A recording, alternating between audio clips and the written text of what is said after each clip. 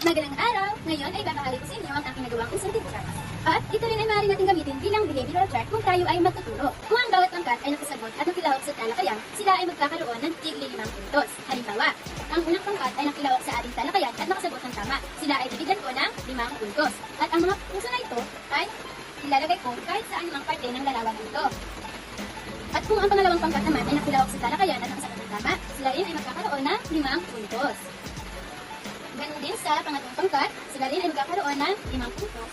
At ang pang-apat na pangkat ay magkakaroon din ng 5 puntos kung sila ay nakasagot sa aking mga katanungan at nakilawak sa talakayan.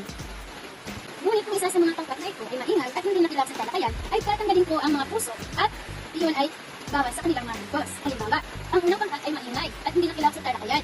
So, tatanggalin ko ang kanilang puso.